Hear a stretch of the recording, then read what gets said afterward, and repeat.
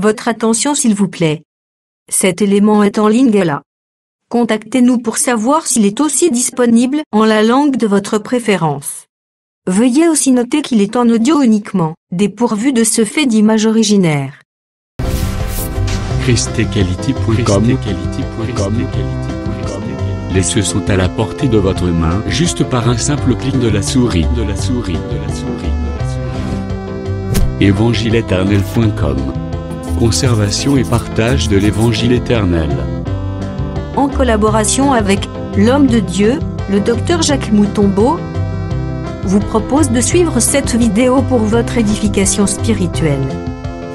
Tous les enseignements du Dr Jacques Moutombo sont disponibles sur christequality.com/jacquesmoutombo.html.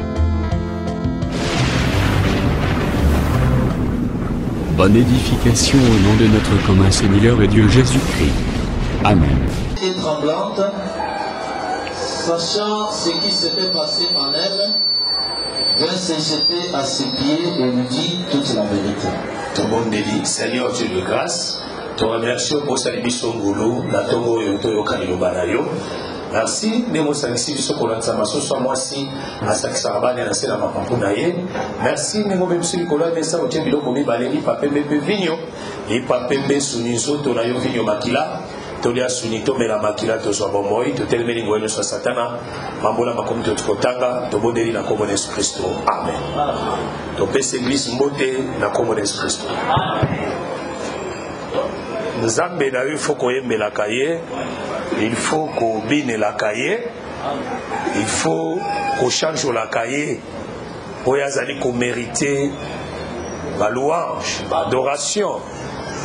Azali ko mériter makambu ya malamu po ngai na yo mutu amikomisi makasi na ntongo awa aza te eza nde na ngolu na ye soki ozopema eza ye soki oza makasi na nzoto ezali ye nyonso ezalaka nde ye. Amen. Soki ye adeside tu ne peux rien faire okokosala eloko te soki ye kaka adeside alobi sor na yo eza lelo. Parce que bato ebele bakanisaka ezala liwa te. Nzamba ko courbe na maladie. Au courbe na maladie, ka ye moko ndana makoki kolongola maladie wana ka ye. OK na ba minganga OK partout rien ka ye. Soki aye abikisi yo si mo reconnaître que ye ndazali na liloba ya suka na vina yo. Amen. Ka ye. Bibalo biete adiminaka orgueil ya ba orgueillé akomisaka ngo faible, c'est-à-dire orgueil ya ba orgueillé adiminaka ngo anéantisaka ngo yende abukaka arc ya ba puissant ndenge anayema na 2 Samuel et na 1 Samuel chapitre 2 tango Samuel aye anayembi abuka arc yaba puissant. Or, arc c'est la bouche, hein? Selon Jérémie chapitre 9. L'arc c'est la bouche. Nani azalaki na arc, nani azalaki puissante. C'était Pénina. Pénina mutazaki na nguya. Pénina mutazaki na arc ou azaki commettre mal à l'aise Anne. Parce que Anne a bandé kobota te. Amen. Écriture le bien de chaque jour. Anne a bandé ko mortifier. Pénina a bandé ko mortifier Anne. Ko nyokolaye. Ko finaye. Ko cholaye. Ko mépriser. Olobake moi c'est Amela Milangi. Abota kate. Yangwana Anne pas que ndaki losa. Poala qui s'appelle que yasa de la nzamba son. Est-ce que vous dites que kochola makofinga meza défi munene oyo kokenda ngo liboso na nzambe po nzamba kakisa banguna na monoko. Amen. Basambela rappel na défi. Basambela rappel na défi. Amen. Ndenge Goliath abandonné ko défier Israël. Azo défier Israël. bato nyonso bazobanga bazokima ntango David aye David mpe adefia Goliath adefia ye soko moni bitumba eleki kotiola eleki kofingama eleki kota na defi zwa Nzambe defie ye na banguna lokola Nzambe alingana na eshek te alingana na kokweya te akokweyisa banguna po Nzambe alingana na eshek te nde defo ne yango wana defo ya Nzambe yango wana alingana kokweya te ozomona te le frère Paul azoloba ke bato nyonso batikala bato ya lokuta ka Nzambe nde aza na moto ya solo c'est-à-dire Nzambe alingaka lokuta te epe azoyebisa Job na Job 40 MC Abi qui suis-je le débiteur nani yango nga na nyongo na ye je le payerai ça nazolinga lakisa na mokili mombaka azaka na nyongo ya mutu te soki kaka mutu moko atelemi adefi albi yo ozaka na nyongo na ngai akosala nini akopesa ye akofuta ye amen landanga bien diable azoyengayenga diable na koyengayenga Nzambe amoni diable aoleka abenge toi viens ici Nzambe avanda na bana na ye atuni tu viens d'où oh na utiko yenga est-ce que omoni mosali na nga shop te est-ce que omoni serviteur na nga shop te tala mutu azala na songi ya Nzambe mutu exposaka biso na banguna ezaka Nzambe kaye Jobanga na mifadela qui est très bien calme na mweste na bana na bozui na yazo jouir bana koto bazo jouir likambo ya bana ko jouir na bozui atata eza le lote bana Job bazana bizaleli wana na ndako grand frère na bomba sala ba fête je peux pas tiki bomba sala ba fête bazo lia bazo jouir bazo sepela bazo lia parce que leur père avait beaucoup d'argent bazo jouir bazo sepela bazo kelengi Job a fait ça ba vote her moko petit kaka bana ba jouir hein tika bana ba jouir na moi 1000 francs aux anangwana bana pe basanta ke papa zaka na 1000 francs bana pe basanta ke papa simba moi 200 francs est-ce que vous avez un madame bana pe ba jouir saka mais ba jouir dans les péchés té ba jouir dans la parole amen na ba limite bien orienté bien encadré mais bana ba jouir parce que non papa na biso pas simba 1000 francs maman na biso pas simba 1000 francs mbongo na yo fo bana basantaka peke baboti bazali po mukolo kozala te bana basentir ke moboti azate oya yo ozala te bana bamona ka nde moko atoza te kutu bakoloba kutu mielo kola kutu azali te tokobana biso kutu na kimia bana baosouhaite même liwana baosouhaite même tamo yabo akokufa mokolo nini ye bazowumela trop amen faut bana ba jouir saka tu gagnes 2000 francs tu gagnes 3000 francs bana ba sentir que moi boye je peux pas tika ki bana ni bazo jouir bazo vivre baza na abondance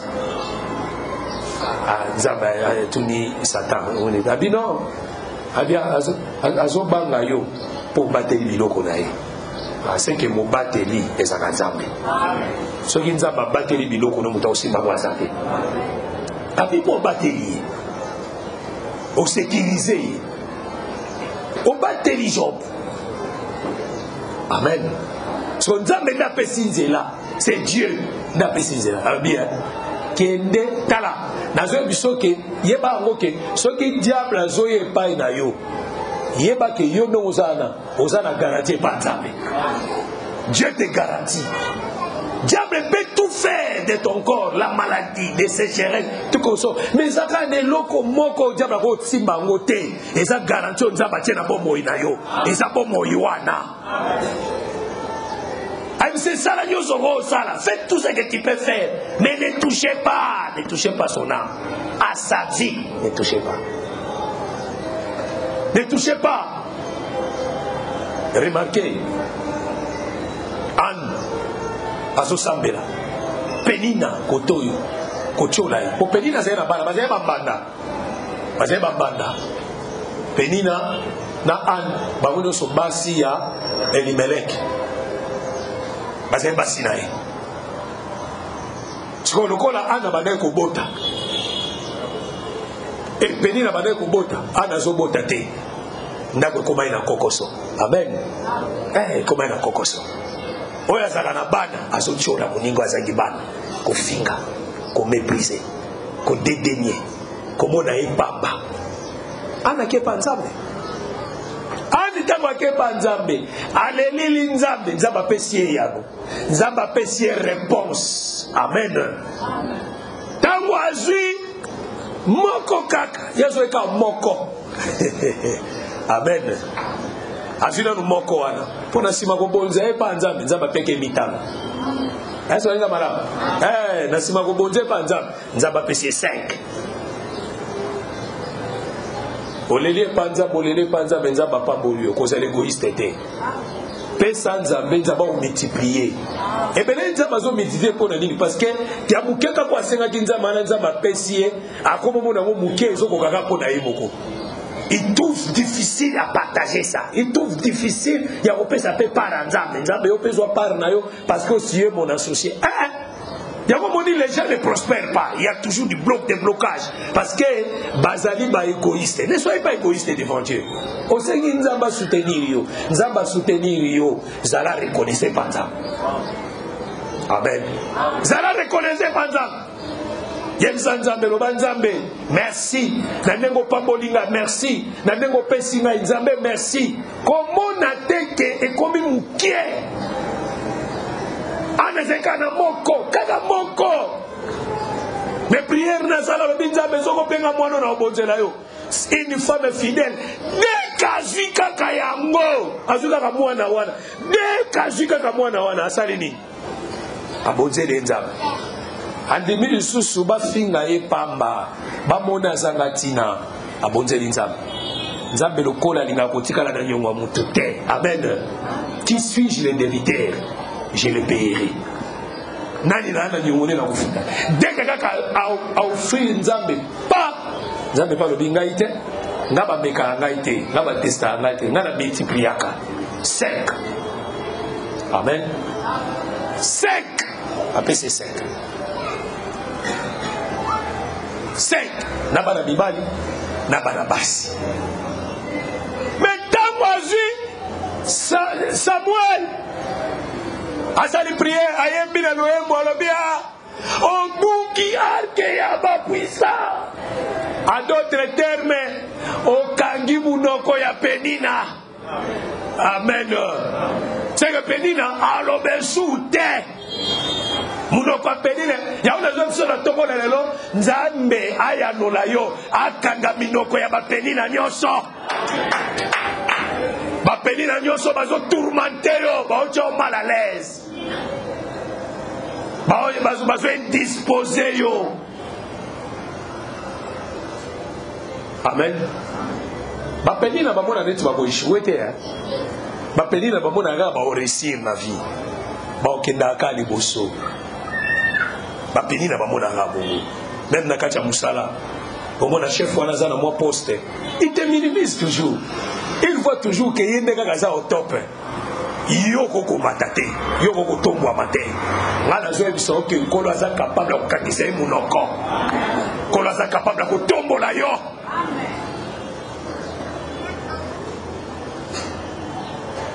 Amen. Arka ba puissant, brisé.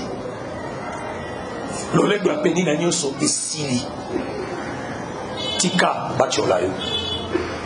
Tika ba méprisé yo. Bazo pesa nzambe na o makasi. Ya kotomola yo. Yo tika la ka fidèle. Zalaka na confiance en nzambe. Kangama na ye. Tambola na ye. To saka ka ba principe. Amen. To saka ka ba principe ya parole. To saka ka lolenge ya parole. Tambola ka na sanctification. Tambola ka na crainte de Dieu. Zamba kokanga minoko ya bato nyoso bazochola yo.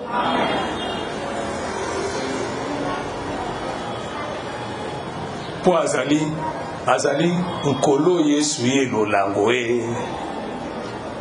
Amen. Tonto ye mango nkolo Yesu ye lolango. Bana ba mongo bakanisa te ke ba yemeli bango. Mongo bakanisa te Yesu nkolo Yesu ye lolango. Lolango eza bolingo. Ça dit ce qui est sur le lieu bolam. A commis kolo yesu ye lolam. A commis yesu ya bolingo. Amen. Poison ça va miracle. Dans un côté marche, je suis sûr qui m'a touché. Total, ça qui cette femme, moi j'entends pendant 12 ans. Ayaki Kosimba, le bord et vêtement à Jésus. Azwa qui guérison. Tant que guérison, makila na ekatani. Malamo ke kovana na makolo ya Yesu. Kovana na makolo ya Yesu. Kuna nde mystère ya munene. Est-ce que tu umeli nanu wana kofanda wana? Un grand mystère. Na kofana na makolo ya Yesu.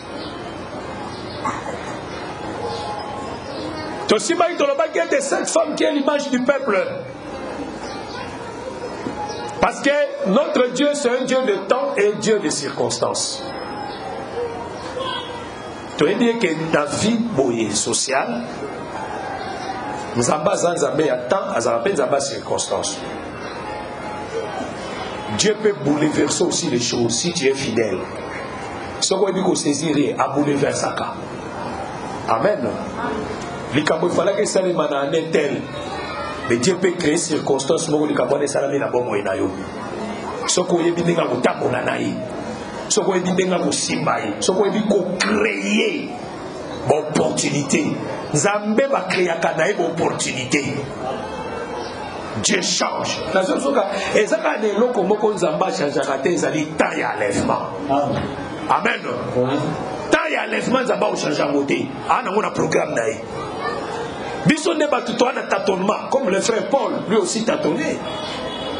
Il croyait qu'à son temps enlèvement vous savez manata na ye. Alors nous les vivants les morts barosé kwa kat na Christ et nous les vivants donc on changer. Mais le Seigneur a permis de traiter parce que Azana Kachatanaï. N'enlèvement, nous avons le programme à temps. Mais nous avons dit libala, nous avons dit libaboli songolo, élévation à Moussala, nous avons dossier moko songolo, Zamba zana temps, Zamba chajaka pétant. Amen. Dans la circonstance, Dieu peut changer. La manière où vous allez kosimbaye, la manière où vous allez persévérer liboso na ye. Les gens comme ça quand vous allez na pembeni, il y a aussi beaucoup de pembeni. Suite il y a distraction et traîner et oumeli. Suite à distraction et contre traîner. Amen. Et contre traîner. Suite à distraction, suite à négligence. La chose peut traîner. Et donc, on a aussi mango dans une année, ou aussi mango dans 10 ans. Suite à distraction. Mais si tu es averti, on a mouton kanami dans le sang, on a mouton kanami au marché dans l'ensemble, la chose peut changer. Et donc, 10 ans est comme une année. Amen. Il y a la ligne dans l'esprit na yo. Ozala muto ozana espresso se révolté. Espresso se révolté. Oza muto obi ke no ngana dosio yo. Nekina mona eyano na taya mukuse. Otamboli fidèle na Nzambe, tu verras ça. Amen. Amen. Tentez seulement l'expérience. Tu verras ça. Tentez l'expérience. Na musala bako promettre yo poste. Na musala bukozako ebiso que noté. Na ndenge na zo mona ba mise en place ces derniers temps, ba mise en place ego ça dans 3 ans. Toi dans 2 ans, sois calme. Na kokotsa kombo na yo bali tu koso. Na zo ebiso que Dieu peut créer circonstances. Alongoli mutu boko na musala. Talaye mutu alongo la karaplasaka. Takongo mamutu. Donc asi nzambe ko boma mutu salani. Yo za musantu, azwi musumu ki abomie. Poste tikali vacant.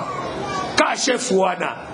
Aya yebisabi yo toi tu yo sabela na. Poste eza vaka na makanisi na ngai nazali na moni mutu mususu ochete na moni ayo mutu ozala poste wana. Amen. Et là quoi 10 ans ozako na 3 mois. Amen.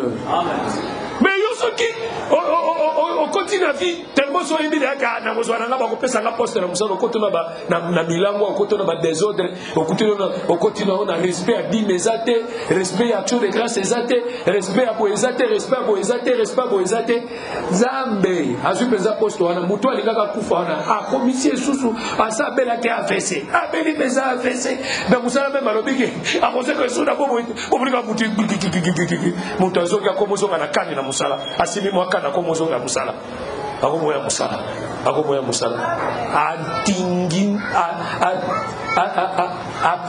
pikami na kiti na mise en place avant que ministre alobiki bon namoni pour le moment mise en place les soutien toi anila amen. Amen. Est-ce que ça vous trouvez au canal? Est-ce que ça vous trouvez au comprendre comme nous avons dans le si tu comprends ce que j'ai dit ce matin, conforme-toi à la parole. Attache-toi à Dieu. Amen. Attache-toi à Dieu. Provoquez les circonstances. Les circonstances m'ont provoqué. Cette femme a provoqué les circonstances. Jésus a fait sa mission. Jésus a fait son programme. Jésus a fait qu'aucun et place à Jairus. Alors qu'il n'est pas moi sur la terre. Alors qu'il n'est pas Jairus. Cette femme a créé circonstances. Je veux qu'une personne ce matin a créé circonstances. Amen. Il verra les miracles dans sa vie. Amen. Il verra les changements dans sa vie. Amen. La fois passée, dans 7 jours à prière, tout compte qui. Dans l'exhortation, il y a des circonstances, le temps et les circonstances. Sœur Mona Katnabiso, elle n'avait pas d'argent. Elle avait un bon moteur. Elle avait un bon garantie. Elle n'avait pas ça. Mais Mouka Zouaki, il était signé. Félia était un lundi. Mercredi, après qu'il soir, il y a un docteur qui a permettre de tonga claustra. Elle n'avait rien à tongi ba claustra. Nzambe ba defisa kaite. Anga kotika na dossier motote. Après ça mercredi. Jeudi toluki maçon. Aïe Moussala vendredi, papa et Manazaraka, Bassali Moussala vendredi sini. Samedi, Ser Nanda Kunamando, Kassinga Nazaraïté. Nauti conférence, il y a ma pasteur, Nazoma Mosé Sangai, docteur Nzabeno Asali. Dieu a fait les miracles. Ser Aïe, Nabonga garantie. Abinzamba Pessinga samedi. Dieu c'est un Dieu de miracles. Dans une vérité, si tu as échoué, tu vas échouer. Si tu as échoué dans la marche, tu vas calculer. Tu vas échouer. Mais si tu as réussi, tu vas calculer. Tu as la foi. Poser les actes de foi. Tu verras les miracles. Tu vas calculer. Et ça concerne au Pesayo. Oh, Nazui, oh, bon, le quoi Nazui? Bon, les amis qui est, nécessairement, comme on a nango, Nzambe, Zélanga, ce qui Nazui, c'est fini. On continue l'échec. C'est fini. C'est fini, on continue l'échec. Amen. C'est fini, on continue l'échec. Si tu veux réussir, poser les actes de foi comme une folle, comme un fou. Le quoi, tu as la folie. Obano kama makamza babano sale la yo. Obano kama baporte na yo bano fumame la yo. Obano kama makam yo moko bana ukama parce que yé mutu azala kaliboso ko ne fumula ba porte. Yé moko na bano fumula ba porte, yé mona bano sima mitema ya bato. C'est ça parce que la Bible dit ceci. Ce qui Nzambe a approuvé la voix d'un homme. Asala kadina suka. Asala ce qui a approuvé la voix d'un homme a disposé quand même favorablement banane. Les ennemis Mais nous avons prouvé voir d'ailleurs.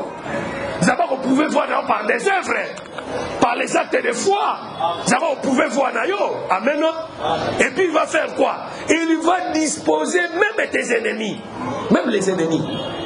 Au moins, il peut y avoir des koyo, même si on a mon musala, même à mon na wenze. Même dans la classe.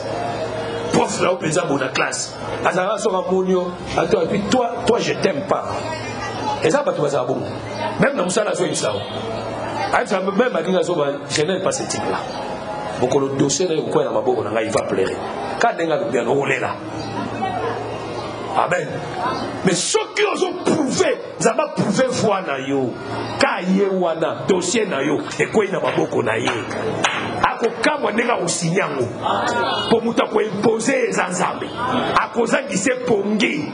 Ako la lisaye pongi te. Mutu mobimba olala te. Soka signé dossier on a commis na Kenya. Après nous qu'on a signé dossier, après on soni. Toi comme si tu as des fétiches. Hein? Je ne sais pas comment j'ai signé ton dossier. Moi-même je ne comprends pas ça. Ce n'est pas lui, c'est Dieu.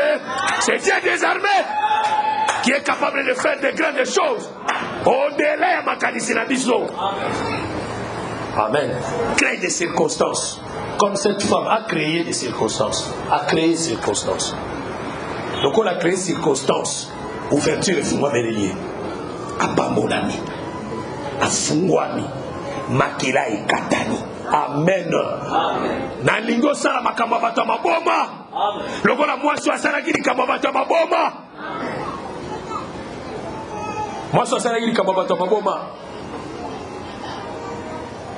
Pour Jésus même a constaté qu'il était dans le signé. C'était un acte de folie.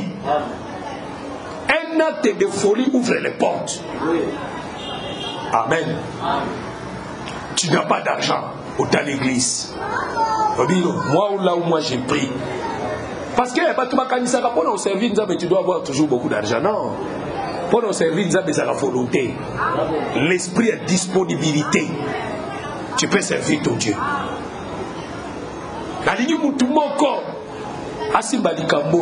Cette semaine, tu as ce lieu, à ta panneau, et ça, non.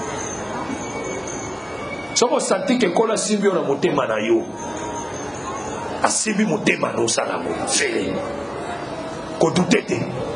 Il va ouvrir la porte pour toi. Si vous sentez que subi on a monté mano, ça là. Ça là. Nous avons fait le miracle. Amen. Amen. Cette femme, tu as l'image du peuple. Dans circonstance, soit dans Jésus a guéri, maladie katani, makile katani. Il y a beaucoup à sentir dans nous autres que Azu guérison. Il y a des gens qui l'obiko ya Yesu. Situation a changé. Tu as changé. Il y a beaucoup sentir que le Seigneur me visite. Amen. On va nous sentir la transformation. On va nous sentir les ouvertures. On va nous sentir les changements. Il y a beaucoup. On sentit que non, porte maintenant qu'on fout matin et je fous. Porte maintenant qu'on fout matin et je fous. Porte maintenant qu'on fout matin et je fous. Ce qu'on y a vu aussi ma motema. On y a vu qu'on provoque ça. Les pas boli va provoquer. Amen. Va provoquer les pas boli. Nous avons fait déjà mon ouverture il y a 7 jours à prière sur le grand témoin Ezali qui m'a touché, mais tu as touché la forme de distinction. La forme de distinction a provoqué bénédiction. A provoqué bénédiction. Amen. Prophète Abanari n'est kolika. Les prophètes passés, c'est ce que l'Écriture dit. La Bible dit quoi? La Bible dit prophète Abanari kolika, c'est un prophète Élisée, mais kolika par sinem. C'est que le prophète avait son chemin. C'est comme Jésus faisait aussi son chemin. C'est comme si Jésus avait ça la peine de la naïe. Ça la parcours naïe. Ça la parcours naïe. Mais moi, si Moko a arrêté Nanzela, la femme de distinction. Amen. A télévisé à Élysée. A dit non.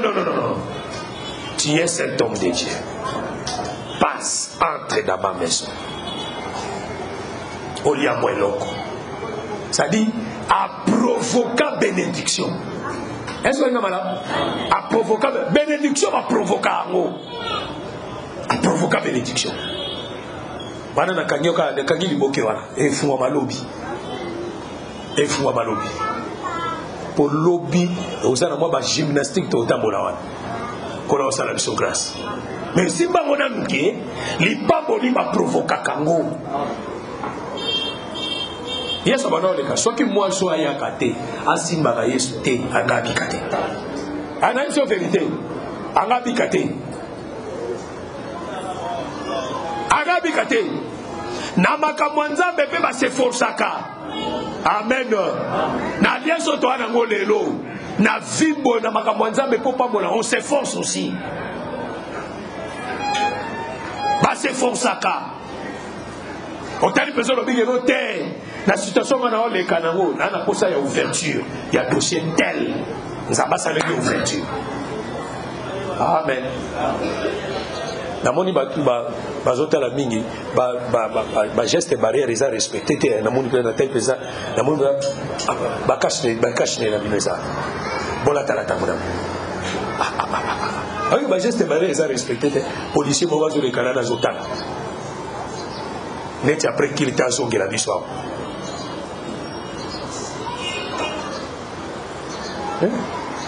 bonjour ba geste bonjour ba banini ba cache na nyonso Congolais, ça. Bamesana kate, amen. Komesana kate.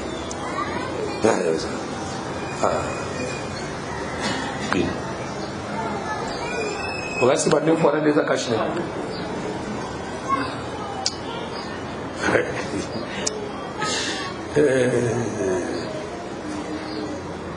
Donc la bénédiction va provoquer Kango. Va créer bénédiction. Amen. Va créer. Je garde ça. Nous allons développer ça demain. Mais dans l'émission qui est dans ma maison, il faut ça. Moi, je suis dans qui coloca Jésus. La femme de distraction a coloqué. Et ça, je suis dans Jésus. Nzambe na dossier na nga na lingo sala nga likam tel Dieu fera ça mais là na très bien Bible lobi cette femme a écouté na makolo Yesu tangela biso otangela biso 1 Pierre chapitre 2 voyez ko tanga verset 3 1 Pierre 2 3 la nanga ipoto clôturer na auto tour balelo 1 Pierre chapitre 2, le verset 3. Si vous avez goûté que le Seigneur est bon, Soki, Momeki, Bobonike, Kolo, Azali Kitoko, approchez-vous de lui, pierre vivante. Poussana et Painaye, Libanga, Bamabanga, Yabomoy, et Libanga, Yabomoy, rejeté par les hommes, Oyeboakamaki et pas bateau. mais choisie et précieuse devant Dieu. Et Ponami, Oyamotuya, Liboso Nzambe. Amen. Et chrétien le big, ce qu'on goûtait que Jésus a bon. Pour approcher et Melinaï. Si vous avez ce chrétien, vous sont en psaume. La psaume.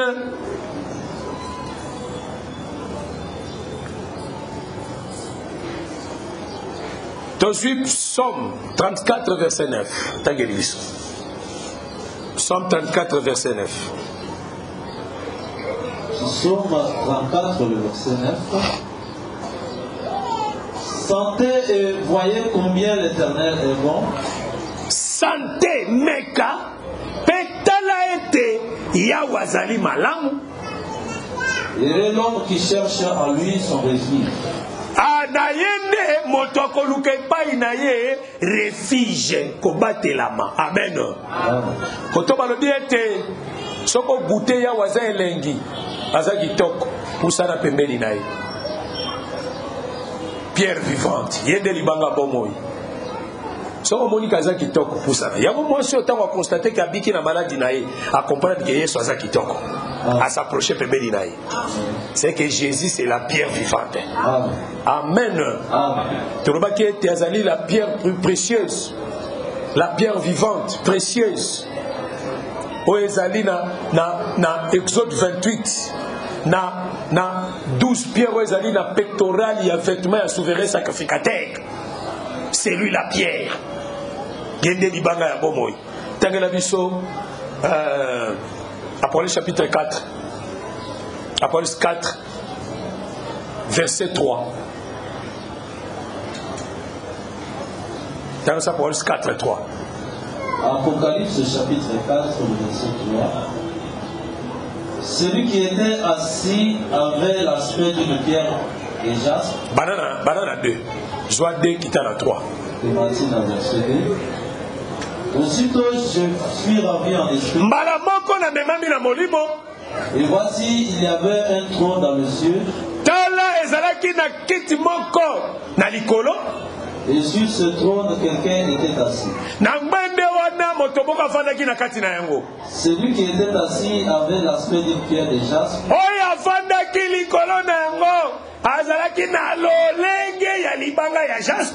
Et de sardoine. Et le trône était environné d'un arc-en-ciel. Semblable à de l'émeraude. Amen. Ça dit Pierre a bengi Jésus la pierre vivante, précieuse. On se dans Exode 28. Kuna bazota lisa était souverain sacrificateur dans ses vêtements. Les alliés na pectoral. Pectoral, les alliés locaux la tablier. Banane ba ebi tablier. Hein? Biso surtout ebi tablier. Tablier. Ba maman, tant ba beaucoup ba melisaka ba bébé na bango poto ba tiela bango ba tablier.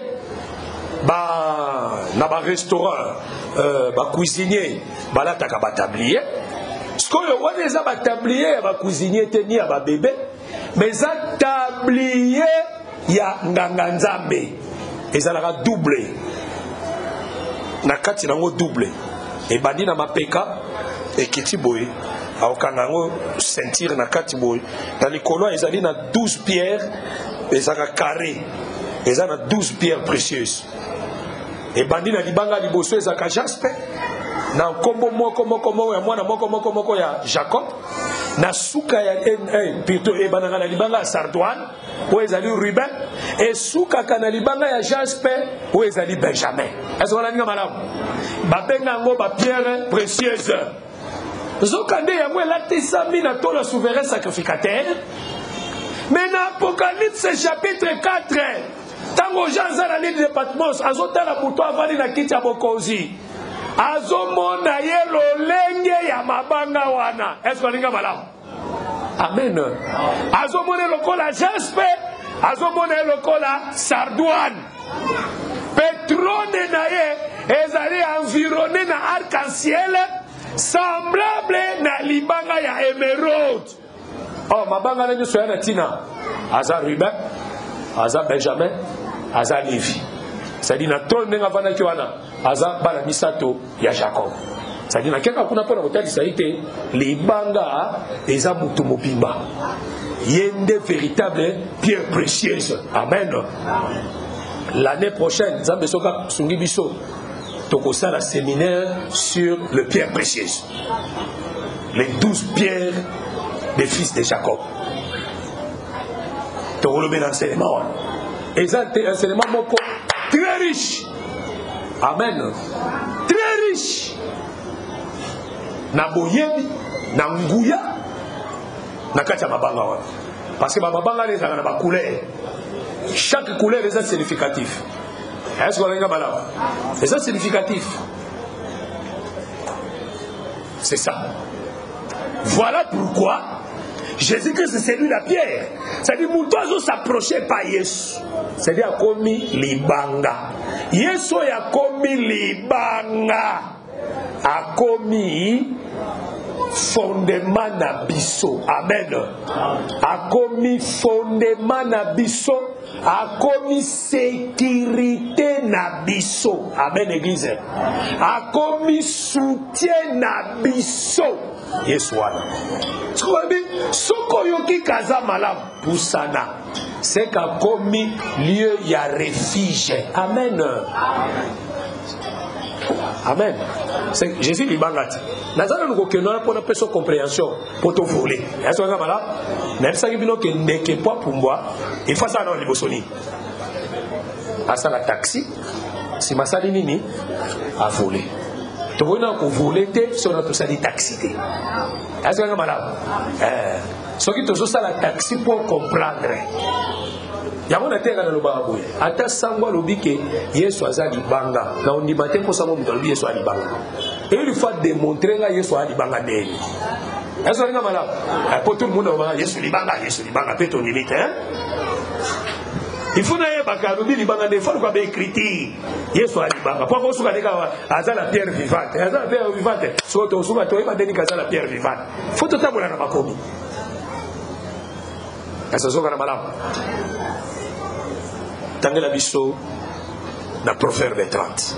Parce que malobini, soko sentez que l'Éternel est bon. Mona kaza malam. Na yendo kolukani. Na yendo koluka refuge. Amen. A ce que refuge ba ya kanango de baso bango de na libanga. Est-ce que malam? Tangela biso Proverbe 30. Tangela biso Proverbe 30.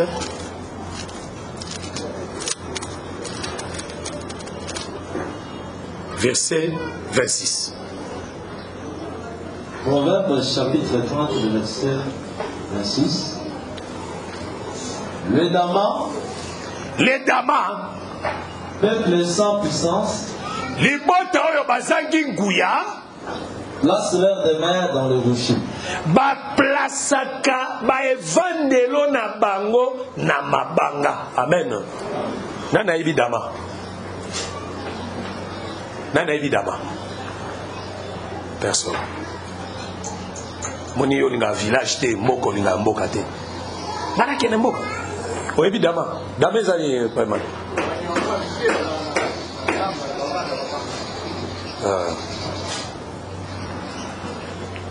Banyango Mikei, lelo ezami. Na lingala na ntona français a bopete to na lingala na biso ezani.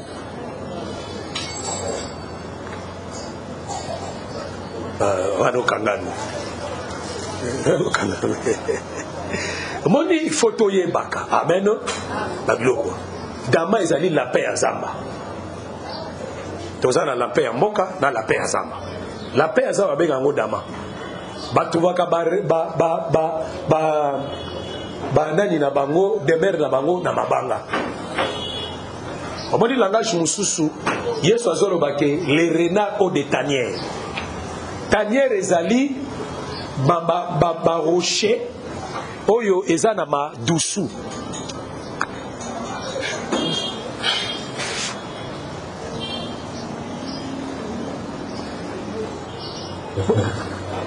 Ba rocher oyo ezana mabulu babenga yango ba tanière to bangomba ezana ba dusuma wana omona ba nyama mususu ekena okota na kati ya ba madusu eke fanda kuna banyoka mususu vana na kati ya ba tanière ba mabulu c'est comme ça tanière eza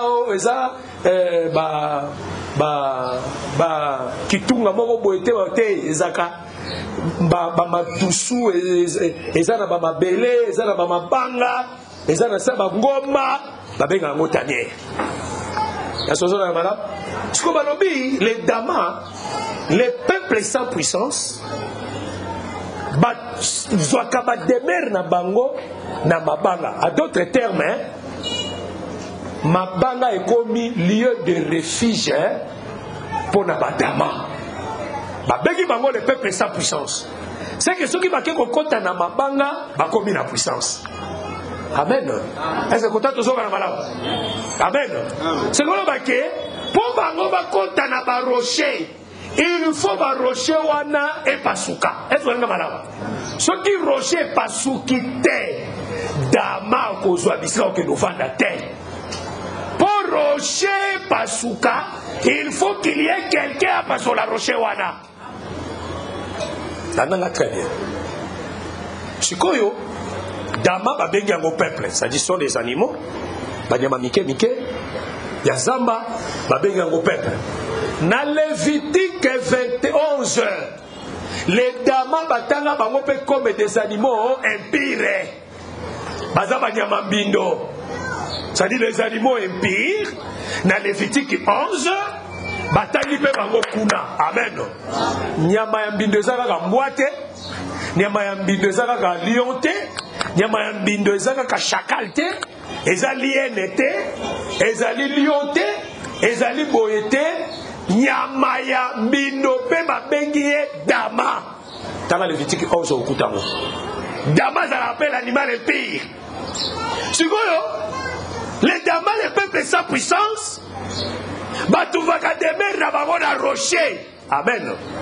Toke na bakomi. Toke na proverbe. Tozi proverbe.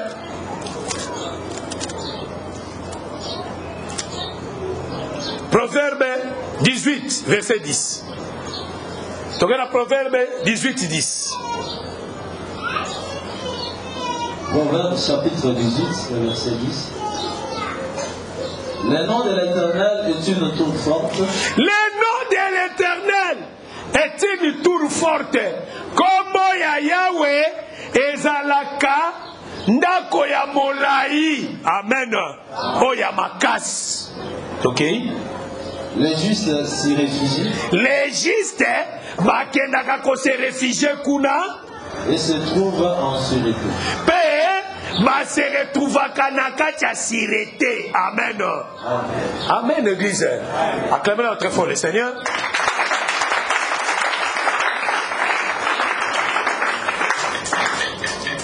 Ça veut dire, Balobi, le nom de l'Éternel est une tour forte. Et si quand juste bakendaka ko se réfugier, pe bazala kana sûreté. Amen. C'est quoi yebisanga lelo? Biso bayenge bene. Toko kende na tour nini? O tokende kombata mapoto za na sûreté. Amen.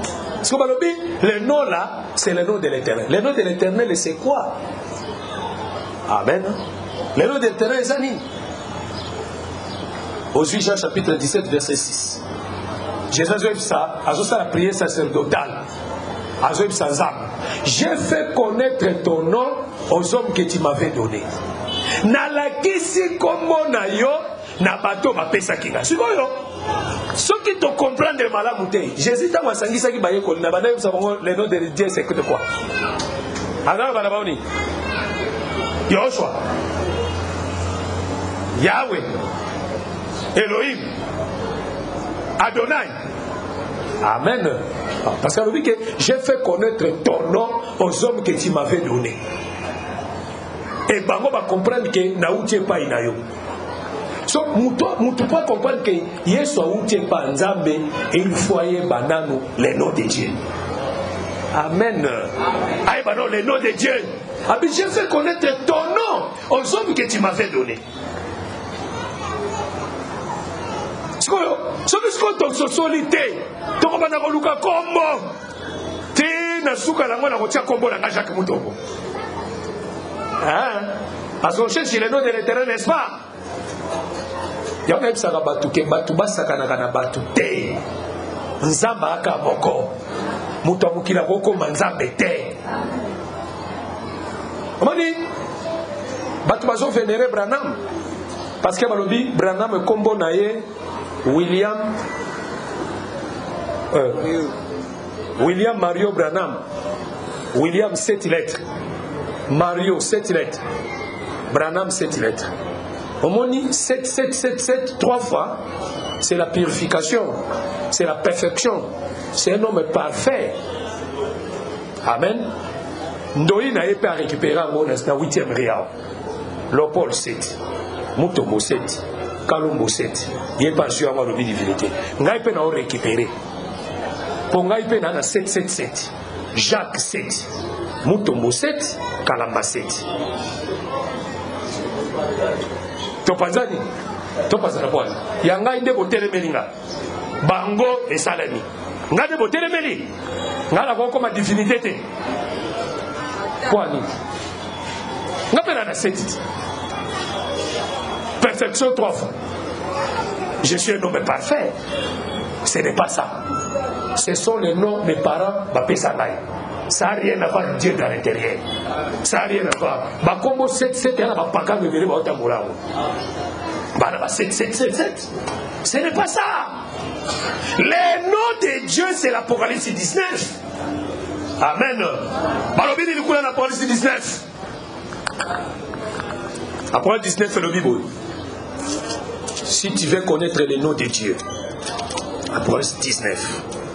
Il y a un épisode que non, quand Nzambe moko de sengeli to adoré. Apocalypse 19, verset 13. Il était revêtu d'un vêtement teint de sang. Son nom est la parole de Dieu. Amen. Ah, ça veut dire dans les Écritures, le nom de Dieu c'est la parole de Dieu. Ça dit je vais connaître ton nom que tu m'avais donné à d'autres termes. Nalakisaki liloba na yo na bato yo pesaki ngai.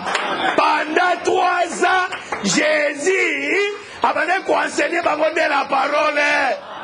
Oh, Jean chapitre 1, verset 1. Au commencement était la parole. La parole était avec Dieu.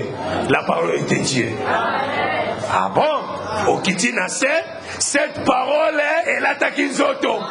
Et il plein de grâce. À d'autres termes, la parole c'est le Seigneur Jésus-Christ. Ça dit, ce qu'on dit refuge à solo, kotana Yesu. Vous en avez refuge à solo. Il y a des tours fortes. Vous en avez sécurité. Personne ne te touchera si tu entres en Jésus. Kotana Yesu, c'est quoi naï? Être en Jésus-Christ, c'est être dans la vraie parole. Tu seras en sécurité. Amen. Nazo ebisayo ke Yesu ne libanga. Yesu ne la parole. Sokoza na kacha Yesu na kacha protection. Nazo ebiso na tongo la lelo. Atabando ki bazo landa yo. Atabando ki bazo sala plan ko détruire yo. Mais si tu es en Jésus-Christ, on a la kacha sécurité. Mais suivez-moi très bien. Suivez-moi très bien. Bakomi na campement ya Refidim. Bakomi na campement ya Refidim, Israël na katia marche, babini Égypte, ba traverser mer rouge, ba continuer marche, bakomi na campement ya Refidim. Ta bakomi na campement ya Refidim, Israël a les maïs zate. Maïs zate. Qu'est-ce que Dieu a dit à Moïse? Alaxi Moïse il banga. Habib, tu as vu les rochers là? Parce que ça rocher batubamo na ngote. Pour moi na ngofo nzambe moko na kisayo. Soki nzamba la kisio te o mona ya ngote. Amen. L'axi Moïse. Tu as vu les rochers? Tu as vu les rochers? Alors bi on ko frapper rocher wala. Rocher ko bimisa mai pe libota na ngai komela. Mais yoka avant yo frapper rocher, moi l'Éternel, je me tiendrai sur le rocher.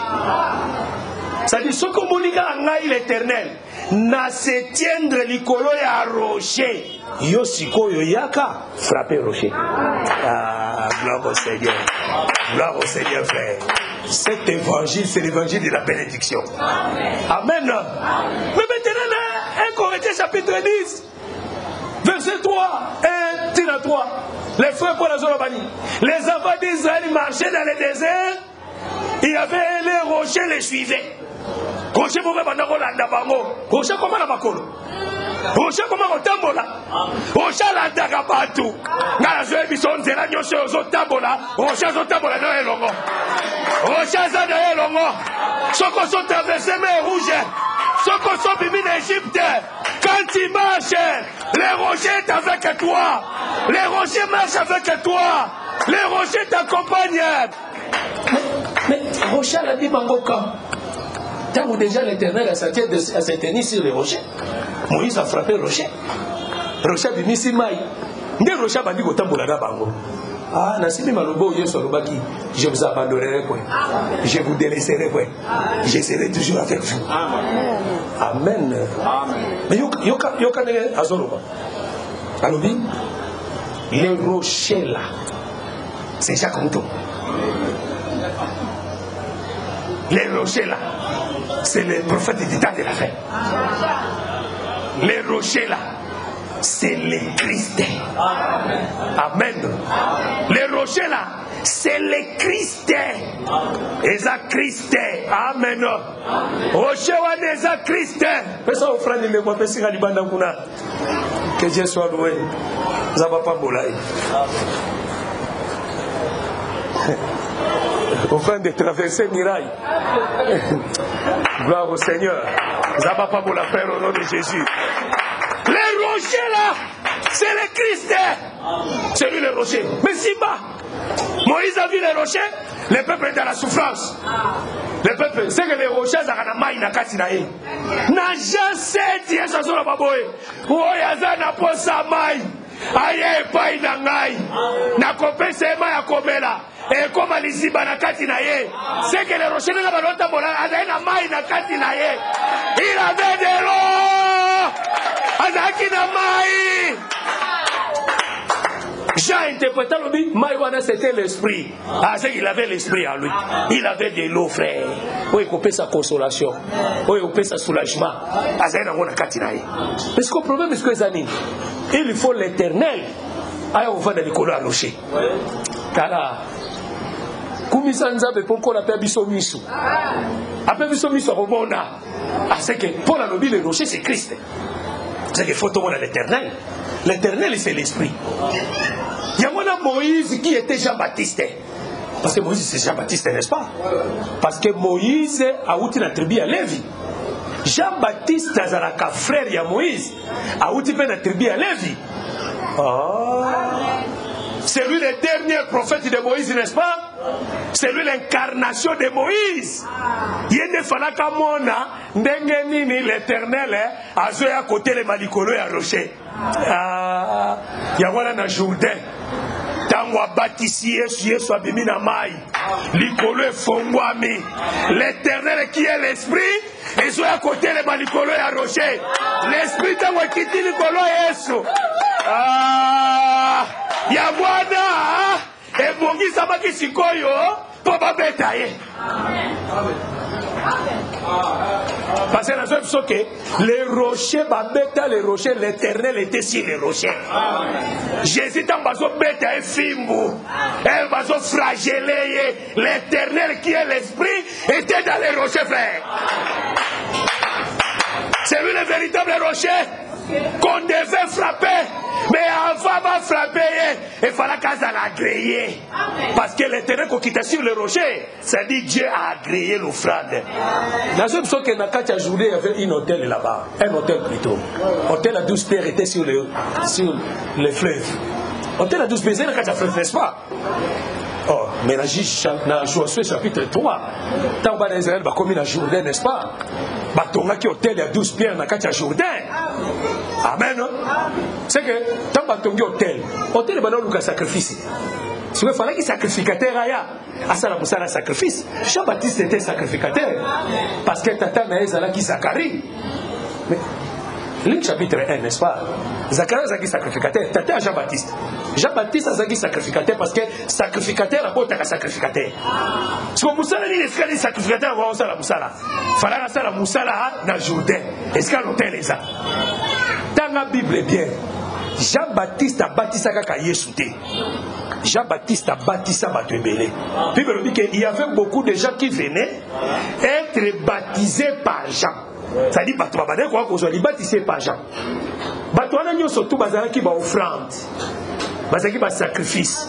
Oh Jean-Baptiste a sorti du collet à hôtel et bazala qui a agréé.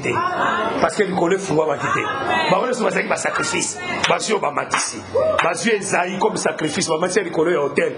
Le ciel fermé. Esaïe a fou la colloté. Jérémie va tirer le collet à hôtel. Le ciel fermé.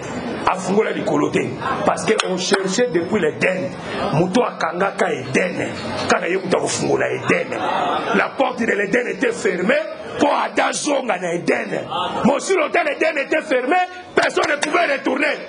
Tous les sacrifices. Zaba agréa qui a monté. Tu n'as voulu ni sacrifice ni holocauste. Mais tu m'as formé un corps. Tant au véritable agneau aïe. Véritable sacrifice aïe. Jean-Baptiste a joué.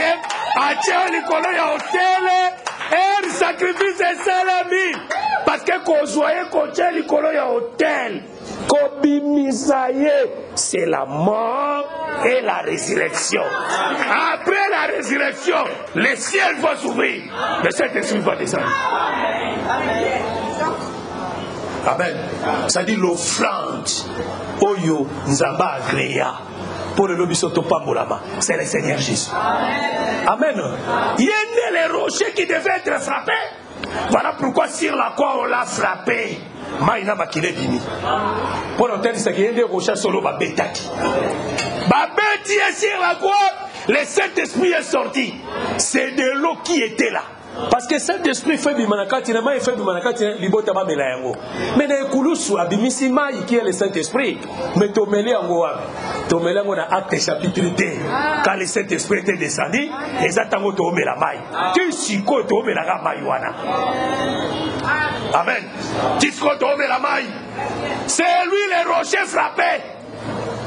Tango abetami. Aziba fante, biso badama, les peuples sans puissance, les peuples sans valeur, les impires, rejetés par des hommes justes, rejetés par des gens, Atababouaka qui ont la famille, Ataba rejetés qui ont la famille, Nazota ils sont nés à refuge et bon corps, c'est les rochers frappés, c'est le Seigneur Jésus-Christ. Sauf qu'on compte à la Katinaye, tu seras dans la sécurité. Tala, Damasoka koti na kati ya rocher, ata lui abadai kolanda ya ozwaite. Ah, mangu, destination zaga moko, ya ane makasite. Mais ceux qui bazo landa e ba olanda e, akoki ma koti na kati ya libanga, soka koti na kati ya libanga, bam, et c'est lui. Lui a tiré le libanga so baluka, ya chrétien le bien, il rôde comme un lion. Il cherche à qui dévorer. Eh, pour toi na kati ya libanga te, soyo bima. Mone ba olia yo. Bima. Amen. Libanda, diable, libanda. Diable, akenda musikate, arodaka. Amen. Il rôde au tout autour. Diable, akenda, azakane kawana. Omone to otambola, diable azak. Azane na balabala. Diable azane partout. Yonde ko fungo la porte te. Soko fungo li porte, il va te déchirer. Soko fungo li porte, il va te détruire. Le lieu véritable, il y a refuge, c'est le Seigneur Jésus. Si vous avez un Jésus, vous avez une protection. Amen. Lion, va comparer na Goliath. Ours, va comparer na Goliath. Ça veut dire, les Goliath étaient les ténèbres qui combattaient Israël. C'était l'image des démons, c'était l'image de Satan qui combattait les peuples. Nazem solelo, ezala lion azo attaqué yo. Sokoza na katia Yesu, a osimba yote. Sokoza na katia Yesu, oza na katia sécurité. Ya ona zo ngakwa biso na tongo la lelo, sécurité encore ezala na katia au nom de Jésus-Christ. Ata basale liyo ba complot, ata basale liyo ba programme, ata basale liyo ba plan, basimba yo, bakosimba yote parce que tu es en Jésus, bakosimba yote parce que tu es en parole. Comme vous avez la carte de parole, vous avez la carte de sécurité. Qu'on la monayo, qu'on la pambolayo, qu'on la salelo miracle, qu'on la tambolayo, on pique la bola monenzambe, la carte de bobo inayo. Atozangi makasi, qu'on la copeso makasi. Atozangi makasi, qu'on la copeso makasi. Okolonga deva bangura nayo, okolonga deva binemi nayo. Pour le bien de l'Éternel et mon berger, je ne manquerai de rien. Même si je marche dans la vallée de l'ombre de la mort, il est là. Sa houlette, son bâton me rassure. Amen. Il dresse la table devant mes ennemis. Tu es dans la sécurité. Que le Seigneur vous bénisse.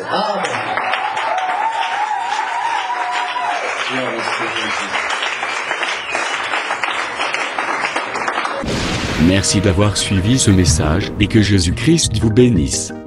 Si vous avez une question à l'intention de l'homme de Dieu, si vous voulez que l'homme de Dieu prie pour vous, Si vous voulez vous confier à l'homme de Dieu, ou si vous voulez tout simplement bénir l'homme de Dieu, contactez-le directement si ses coordonnées sont disponibles depuis sa page.